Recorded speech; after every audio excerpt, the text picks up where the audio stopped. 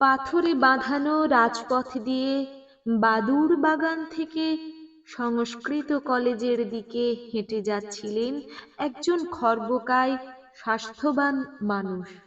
তার পরনে খাটো ধুতি, গায়ে সুতির চাদর এবং পায়ে তালতলার চটি। সেই চটির প্রতিটি শব্দ প্রতিধ্বনিত হচ্ছিল আকাশে বাতাসে। চুনসুরকির মিশ্রণে গড়া নকল গথিক করিন্দ্রীয় স্থাপত্যে। পথের দুপাশে বট দেবদারু বৃক্ষে তাদের ডালপালায় উঠেছিল শিহরণ।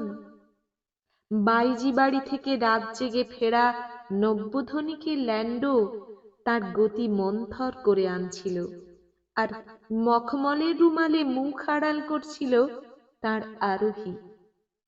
গঙ্গায় স্নান সেরে ফেরার পথে এক ব্রাহ্মণ পণ্ডিত রোষ কষায়িত চোখে তার দিকে একবার তাকালো।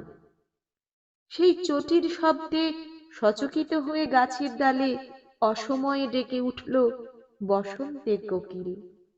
কৃষ্ণচূড়া গাছ থেকে পথের উপর ছড়িয়ে পড়ল রক্তরাঙা ফুল আর বটের রেণু। অন্তঃপুরিকারা গবাক্ষ থেকে প্রণাম জানালো তার যাওয়ার পথের দিকে তাকিয়ে। ২৭ বছরের এক যুবক কবি জোড়াসাঁকোর বারান্দায় দাঁড়িয়ে বলে উঠলেন, পথ দিয়ে হেঁটে যাচ্ছেন এই শতাব্দীর একজন শ্রেষ্ঠ পৌরুষ, মাথা জোড়া টাক, একজন শিক্ষাবিদ, ঘড়ির কারিগর। তার পালকির বেহারাদের গতি মন্থর করতে বললেন। দক্ষিণেশ্বরের ঠাকুর দালানে দাঁড়িয়ে একজন বলে উঠলেন, খাল নয়, ডোবা নয়, ওই শব্দ সমুদ্রের স্বর।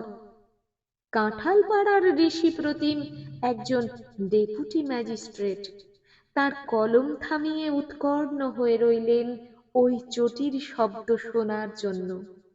আর চৌরঙ্গীর হোটেলের কামরায় বিলেত ফেরত একজন ব্যারিস্টার লিখে ফেললেন, যে মানুষটির চটির শব্দ শ্রুত হচ্ছে তার হৃদয় বাঙালি মায়ের মতো করুণা ঘন।